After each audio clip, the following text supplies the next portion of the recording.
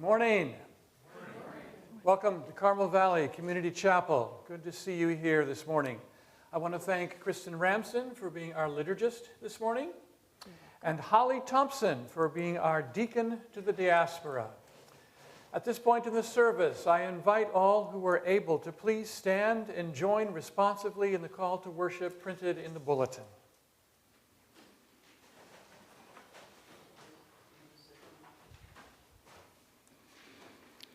Here we are, God, a planet at prayer. Attune our spirits that we may hear your harmonies and bow before your creative power. That we may face our violent discords and join with your energy to make heard in every heart your hymn of peace. Here we are, God, a militarized planet. Transform our fears that we may transform our war fields into wheat fields, arms into handshakes. Here we are, God, a polluted planet. Purify our vision that we may perceive ways to purify our beloved lands. Cleanse our precious waters, desmog our life-giving air.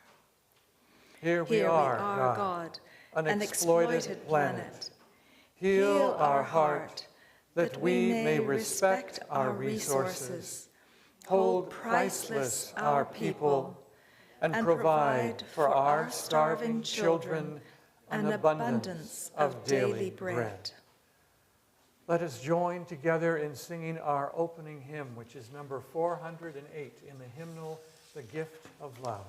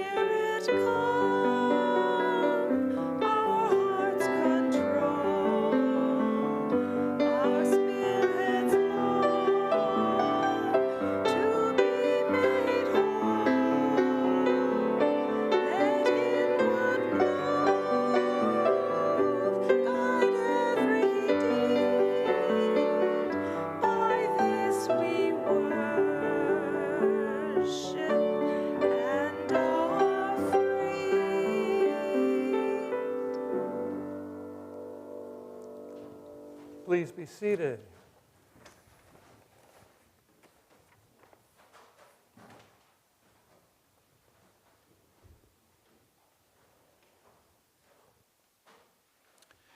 At this point in the service, I invite us all into a few moments of silent prayer and meditation.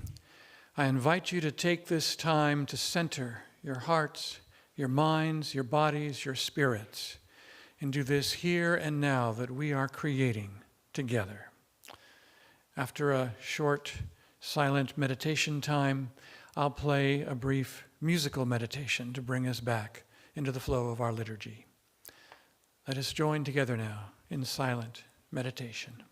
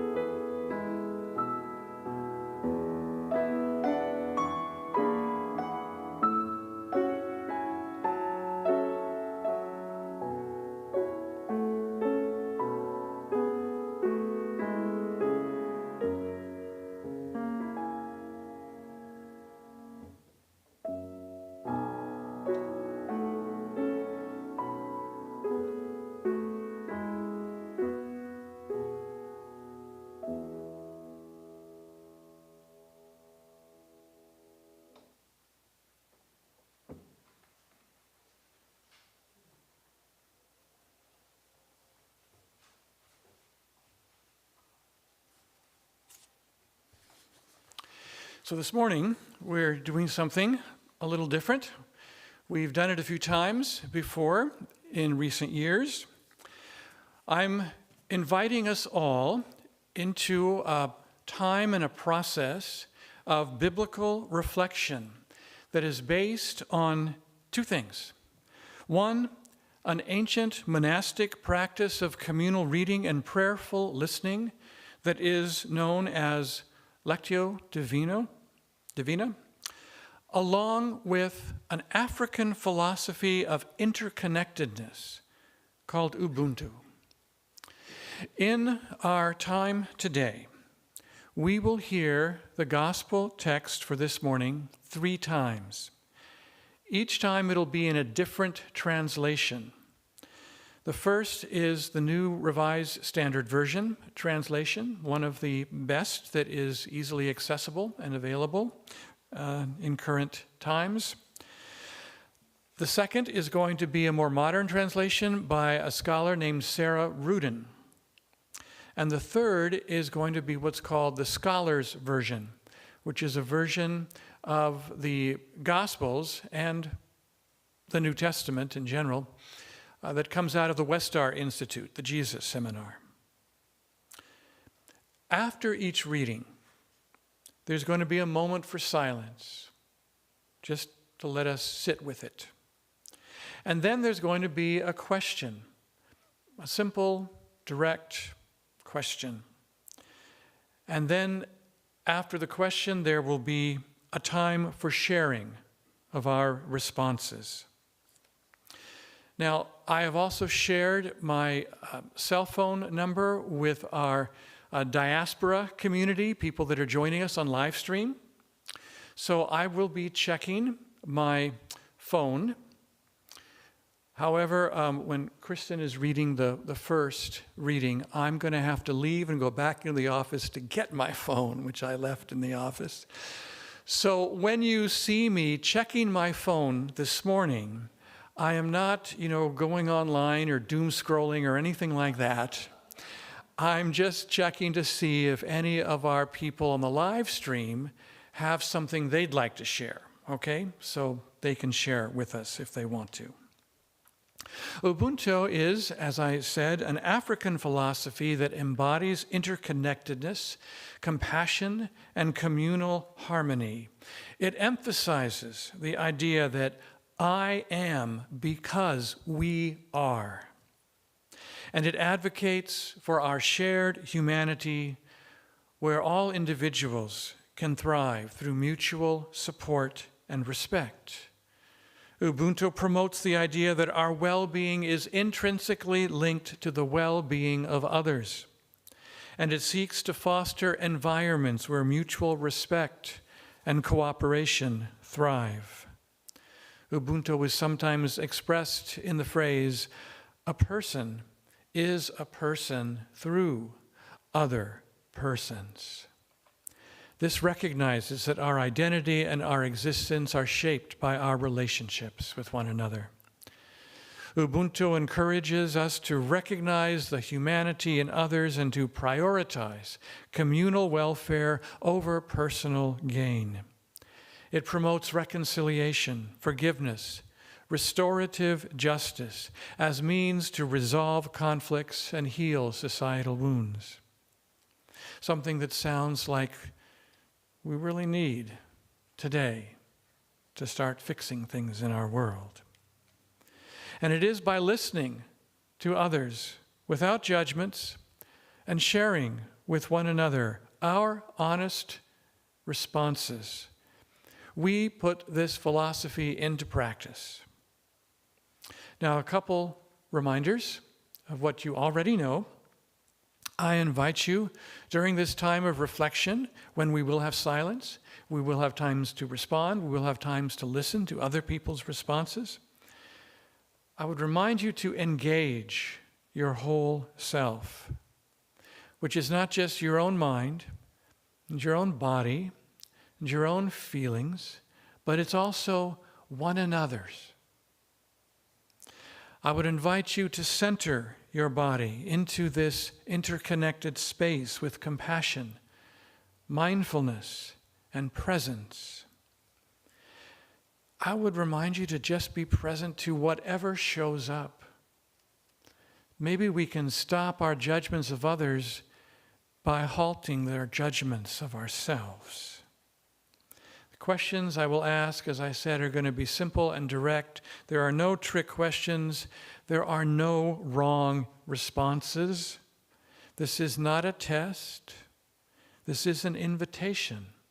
First, to listen to yourself, and then to listen to others, and to create a loving space for our communal sharing. And let us be mindful that we are connected to members and friends and family who are joining us via live stream, and that they are present with us in this service even though we may not see their faces until after the service. So, here is the process. You'll hear the reading. There will be a moment of silence after the reading. I will ask a question, and then there will be time for anyone who wishes to respond, to get my attention. I'll bring the microphone to you, and we'll go through the room. We have time. I will tell you the question before the reading so that there's no surprise, there's no trick here. The question that I will ask after the first reading is, what word did you hear that popped out at you? Or it could be a short phrase that kind of, reached out as you heard the story. Let's take a listen to our reading the first time in the New Revised Standard Version.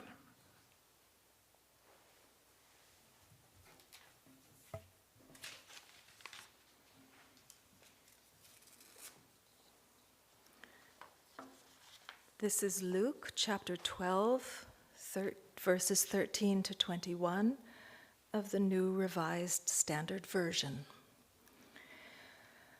Someone in the crowd said to Jesus, "Teacher, tell my brother to divide the family inheritance with me." But he said to him, "Friend, who set me to be a judge or arbitrator over you?" And Jesus said to them, "Take care, be on your guard against all kinds of greed, for one's life does not consist in the abundance of possessions." Then he told them a parable.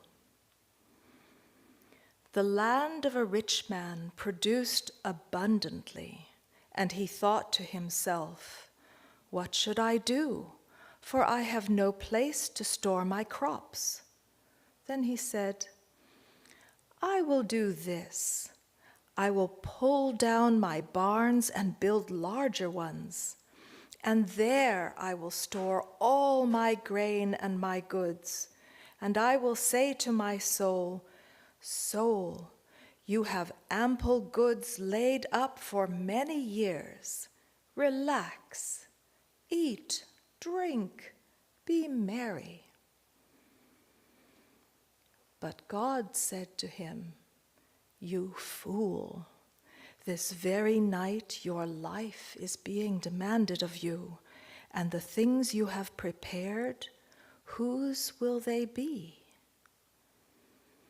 So it is with those who store up treasures for themselves, but are not rich towards God."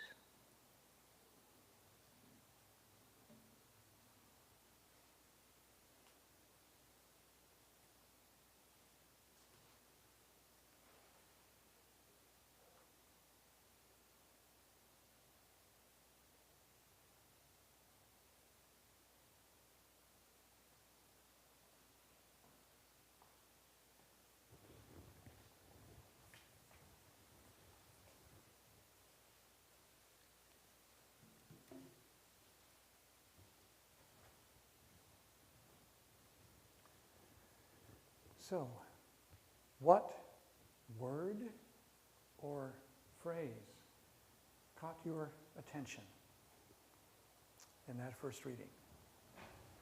Cynthia. Store up. Store up.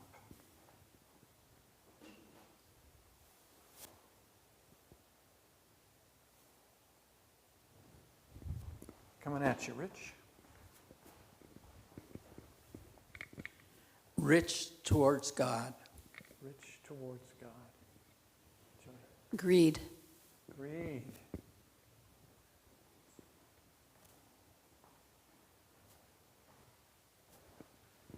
John. Teacher. Teacher. Dan? Kristen, go right ahead to the mic, please.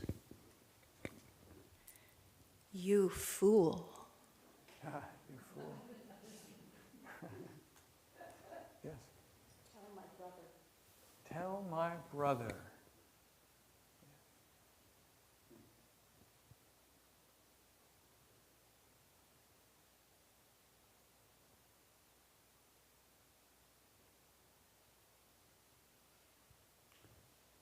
Mark. Your life will be required of you. This day your life will be required of you.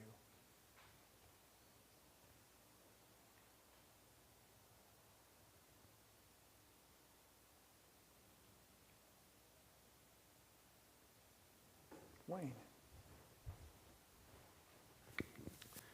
Treasures that are mine. Treasures that are mine.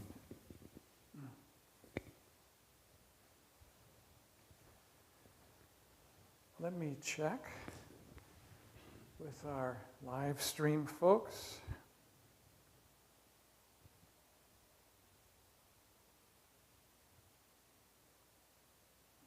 Okay, nothing there.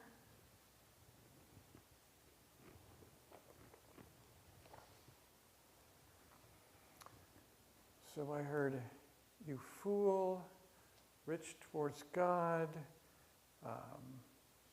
Help me recap what else was said. Store up. Greed. Your life will be demanded of you. Your life will be demanded of you. Thank you for your help. Thank you. Tell my brother. So we're going to hear the scholar's version, the Sarah Rudin translation of this story. And after the story and a moment of silence, I'm going to ask the following question. What concept is bubbling up within you after hearing this reading a second time?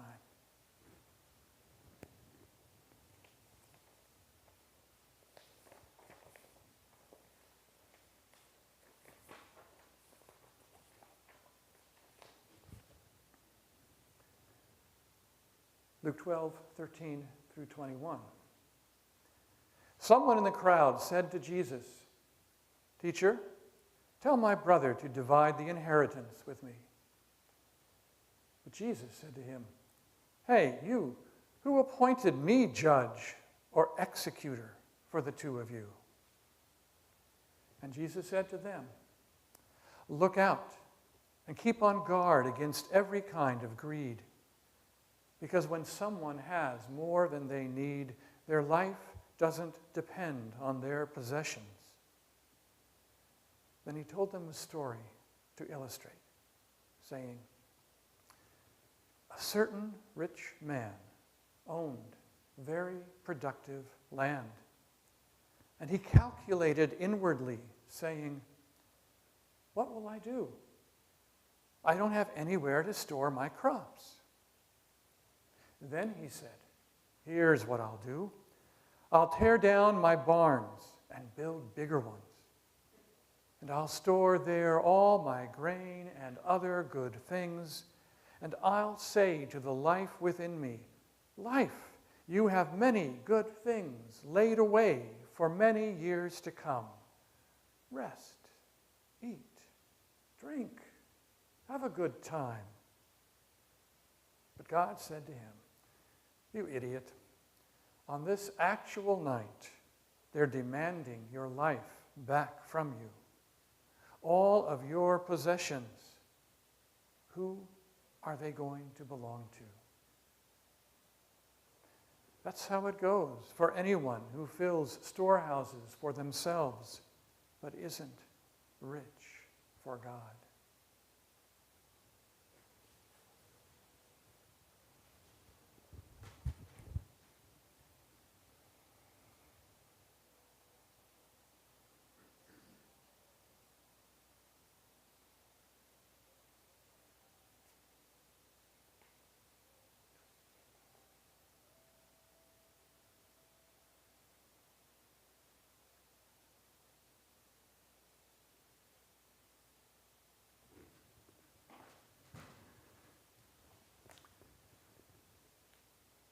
concept is percolating within you after hearing this reading for a second time? Cynthia. Possessions. Who will they go to? Possessions, who will they go to? Yes.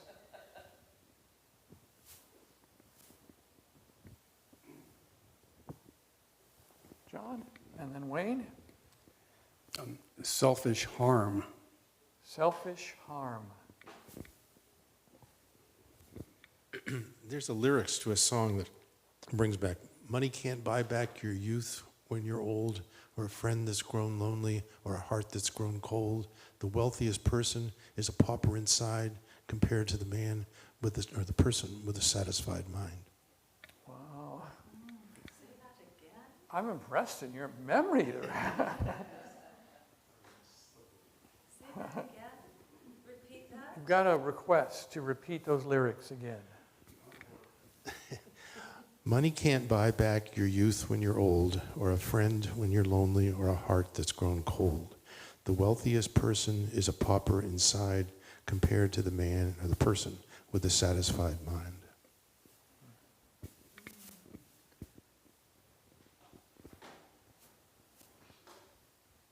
Can I abbreviate that by just saying satisfied mind?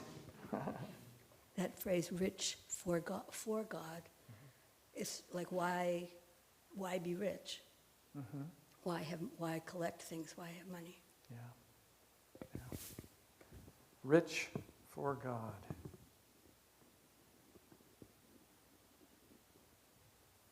Jody. Justice and societal distribution of wealth. Hmm.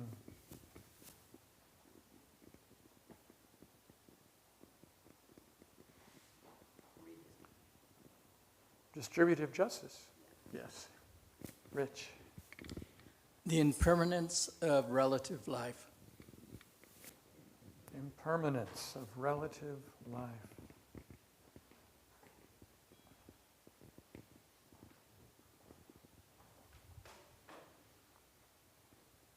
For me, although I don't think Sarah Rudin used this word in her translation, we heard it in the first translation, this concept of abundance.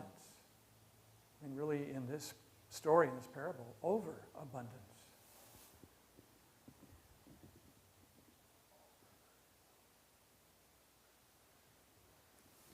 Any others? Let me check with our live stream folks.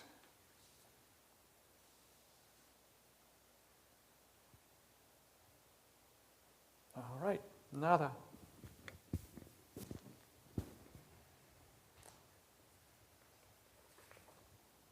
So, for concepts bubbling up, we had where will they go to, or who will they go to? Selfish harm, satisfied mind song, rich for God, abundance, justice and distribution, social distribution, impermanence. Let's listen to our reading one more time with the Scholar's version.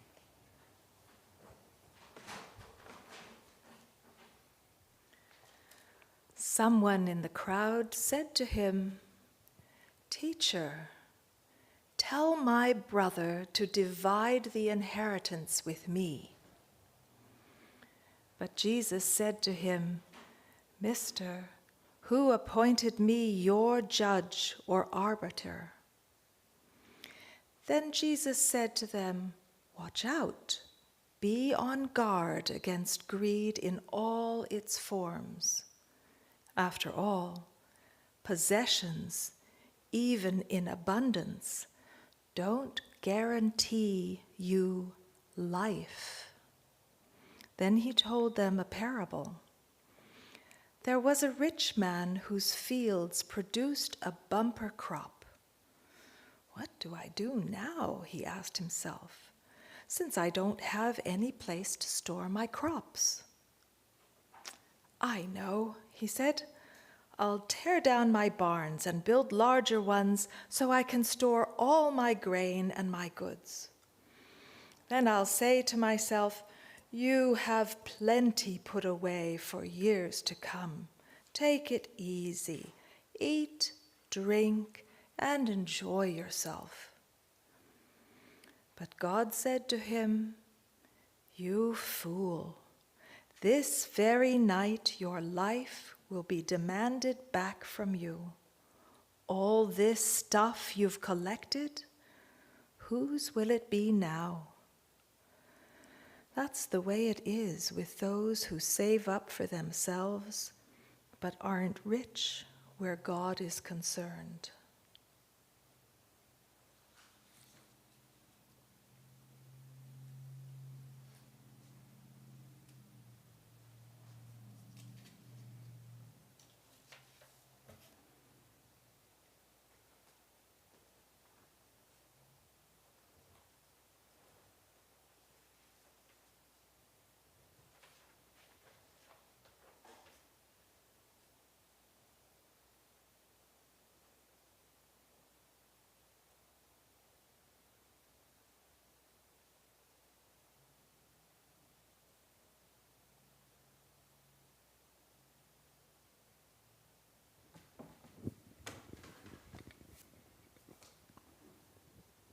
The question for this final reading you just heard. What are you feeling called or lured to do? Sit with that for a minute.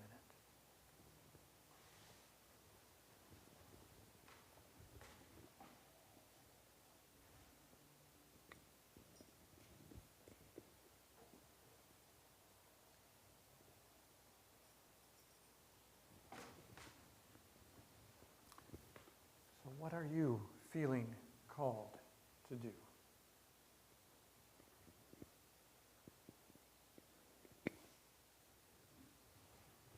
Cynthia. Always me. That's great. Possessions don't guarantee life, and you said, what are you called to do? Get rid of them. That's what we're doing. Yes. Not easy. Yeah. Get rid of our possessions. Yes. But more than that, I hear in that response, sharing them, right? Sharing them. Give me more. Yes. I mean, I know that firsthand from you because you shared a book with me and I'm enjoying reading it. That the, yeah, so you're sharing more than just getting rid of, you're sharing. So I'll grab two parts from the reading. Teacher, what should I do now? Which is, I think, the way you're asking the question. Yeah. And I think it's surrender, accept, and let it be. Surrender, accept, and let it be. Barb. You came up with the word I came up with every time, is sharing, and I'm doing that right now, trying to downsize everything, and everybody says, oh, you could get something for that. I said, no, I'm giving everything away because I enjoy that and the people that I give it to enjoy it. So I want to share. That's wonderful. Sharing. Thank you.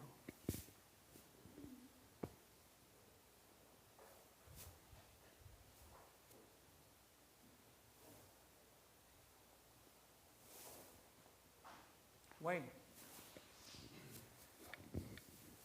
I'm a golfer, and I hear a number of the golfers say the one who dies with the most toys wins. And I don't think that's true at all. Cartwick's coming in. It sort of brings that up to me. Yeah, yeah. A challenge to society's the one who dies with the most toys wins philosophy. Is that right?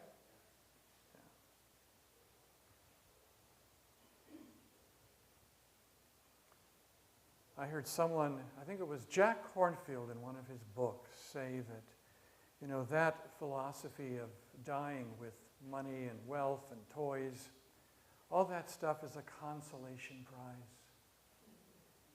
It's not the real wealth and the real abundance. Kristen, you Well, want to go to the just- mic, please? I would just say what's with this one, this very night, your life will be demanded back from you. Imagine if we were to live like there was only today. And I think if we don't involve ourselves with the thought of what happens then we're very poor. I think we need to, just to even know that, or trust there is a world beyond this one, with riches other than this world's riches. If we don't even entertain that thought, then we're very poor. Do you get what I mean? The God's riches, riches for God, but spiritual riches, which are thoughts not of this world. Oh, I'm sorry, Barbara. You translate, you say. I think Kristen is saying she's feeling called to focus on what the true riches are. Is that an okay summary? Rich. Speaking of riches. In Indian, this is Indian society, they have 4 stages of life. And there's this third stage, which is called a forest dweller. We don't have it in our culture. And the forest dweller prepares you for the final stage of life, which is to become a sannyasi. A sannyasi is the person who just gives up everything and just goes and lives in the woods. In our culture, we don't have that opportunity to live in the woods. Some people can do that, but you can spend your final day of life, you can spend the last month or year or the last decade of your life as a sannyasi. But you need to prepare yourself to become a sannyasi, and having given up everything. So the forest dweller gives you that opportunity in Indian culture. What it is you give up your possessions, you fulfill your duty to your society, which is to have children and get them settled, and then you do a spiritual practice. And all of that is in preparation for you to then give up everything. As John said, you surrender. You give up everything. You don't need everything. And then your duty is totally to your God. And I think that is something that Jody and I have entered into as being forest dwellers a few years ago. In just preparation, we don't know when we will be sannyasis, but it's in our mindset to do that. But I hear you saying you're feeling called to be forest dweller. We are forest dwellers. We're called to be a sannyasi. A sannyasi. Okay, that's what you want to say. Called to be a sannyasi. But I hear you saying that's a work in progress.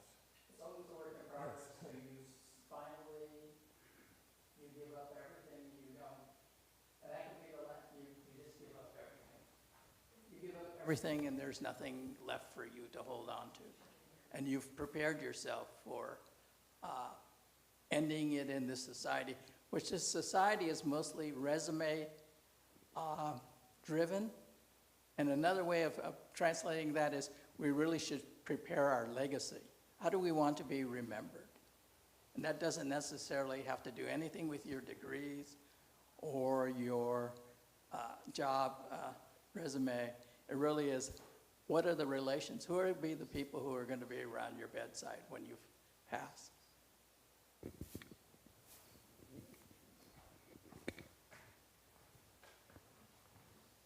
Anybody else wish to share what they're feeling called with this particular reading?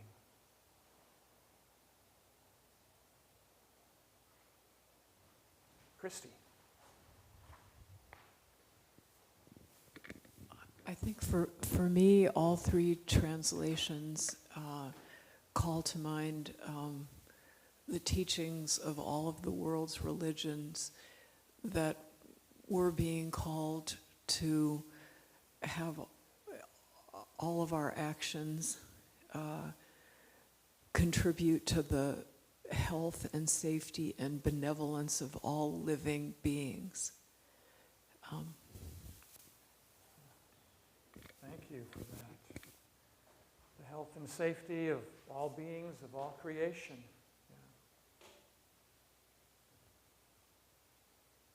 Yeah. I'm feeling called through this reading to be rich towards God, which in my mindset, in my philosophy, theology, means being rich towards other people and the world. It means being, welcoming and lavishly accepting and affirming of people whose views I disagree with. It means caring about people all over the world that are struggling and finding ways to start to change the situation. I hear this calling in this reading today. Let me, one final check with our live streamers.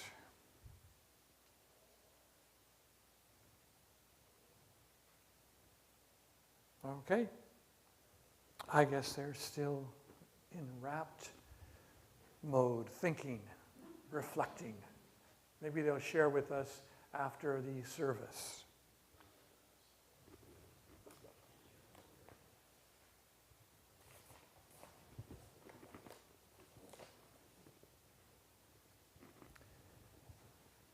I thank you for your brilliant reflection, sharing, and listening today.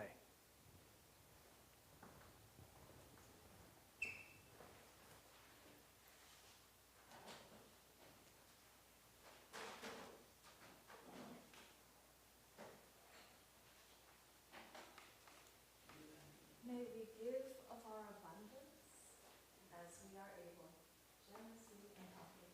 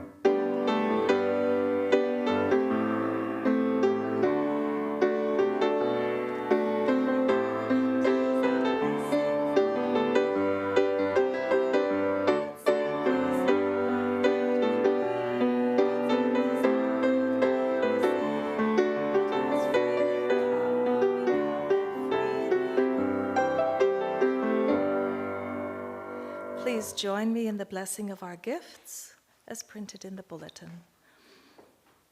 O God, through the offering of these gifts, may we become a more open people, open-minded in hearing your word and wisdom, open-hearted in healing a broken world, open-handed in heeding your call for charity and enacted love. With thanks for all good gifts, we present a portion of our substance and the whole of ourselves. Amen. Please be seated.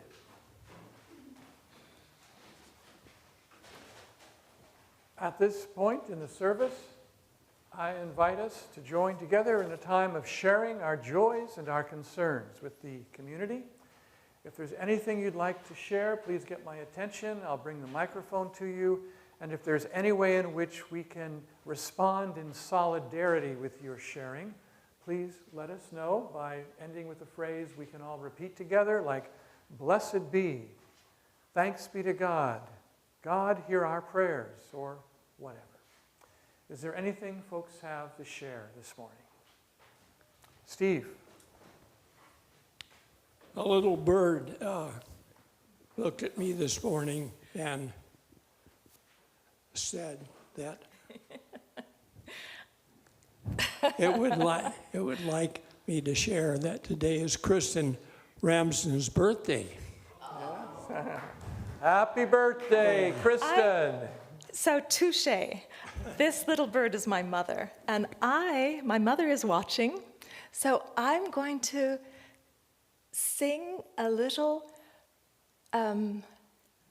repeat song that you can repeat, in the spirit of Ubuntu, where I am through you, so I, which is how E.E. Cummings put it. Most wonderful love poem he wrote. I want to dedicate this to my mother and say, "It was your birthing day today, today, today." So it goes, today is the day. How does it go, actually? That's the joy of having a birthday. Oh, yeah, I'm really harder and harder to remember how things go. Let me just spare you all. I've done this with you before, where you've sang that call and response song with me. It's your birthday today. And then you respond to me. You just echo me.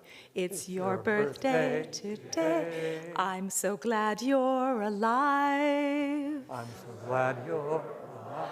You're a gift to the earth. Bless the day of your birth. Bless the day of your birth. So this is to my mother. It's your birthday today. I'm so glad you're alive. You're a gift to the earth. Bless the day of your birth. So bless the day of your birth, Mama, because you were born, I am born. And May actually just had a birthday a few weeks ago, right? She did. She turned a round, ripe 95. More power to her. Yes. And she earned every one of those years. She has been a gift to this earth. Anything else folks have to share this morning?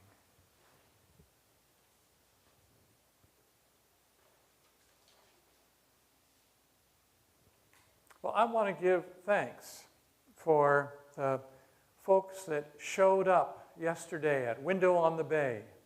It was a small gathering, but a mighty one, and good energy, and some people that I got to meet for the first time, and really enjoyed getting to meet some new folks that are doing some good work in the world. Oh, and you were there, yes. So we had, I think, a total of 4 members. Oh, Deborah, 5. wasn't I counting? Oh, no, Wayne and Christy weren't able to go. They had plumbing issues. With the refrigerator, by the way. I'll add that quickly. I didn't go, but I had a friend who did, who's not part of the church, but he sent me his favorites poster, and which was the Statue of Liberty with her hands over her face and tears coming from her eyes. And I thought that was very appropriate for a rage at the regime. Yeah.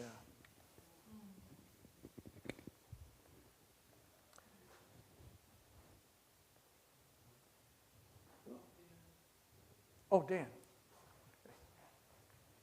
I just wanted to give a shout out to you, Rick. In the August newsletter, the pastor's page goes into a great discussion of the Israeli issues, and I think everyone should try to read that. If you haven't gotten your August newsletter, I think you need to get it, and I'd be happy to forward a copy if you don't have it received on your email. It was a great write-up. Thank you, Rick.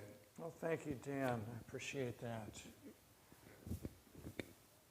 And if you don't have it, it means that either you're not on the list with your email, and we need to put you on the list, or it went to your junk mail. So please check your spam folder and see if it's in there if you don't find it right away. I believe it went out on Friday, if I remember correctly.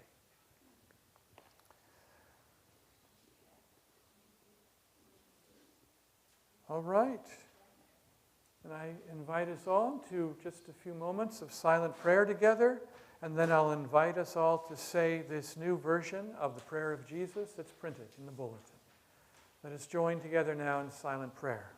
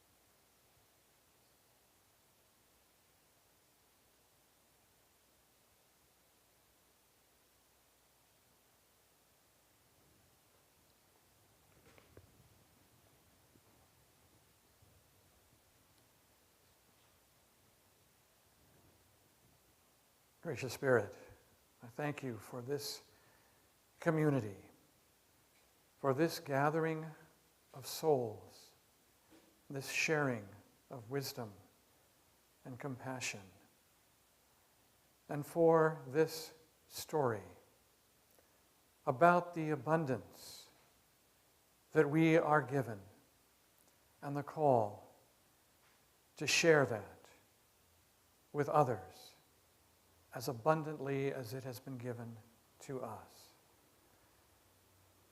And when we do, we know your Spirit moving within us, and that makes us glad.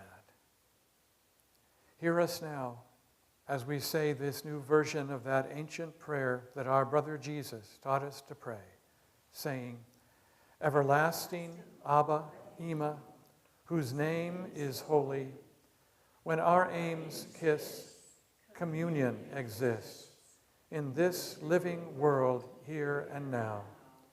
Provide us today with enough food, clothing, and shelter for tomorrow. And as we forgive the debts of others, we believe our debts are forgiven. To prevent despair, harmonize good and evil, for in faith, hope, and love are we called forward into a beautiful commonwealth of justice, freedom, and peace forever. Amen. If there are any announcements that folks have to make, this is the time. I would draw your attention to the announcements in the bulletin. First off, there is a concert at 3 p.m. this afternoon at Hidden Valley, the Monterey County Composers Forum. And I hope you'll be able to join us for that. It's relatively short. I think it's going to be an hour program, so it won't take up your whole day. On Tuesday, we will have a meditation service that is both, excuse me, here in person and also available live on Zoom. So the Zoom link will be going out to everyone, but if you want to attend in person, the chapel will be open for the meditation service at 7 p.m., starting probably a few minutes before on Tuesday. On Wednesday at 6:15, we have an enhancement committee meeting on Zoom. And on Thursday, August 7th at 1:30, we have our Theology on Thursday meeting. Are there any other announcements folks have to make? Dan, let me get... The program said 3:30 for the concert this afternoon. You said 3 o'clock. It's 3 o'clock, yes. Well, it just wouldn't be a chapel bulletin if there wasn't one mistake.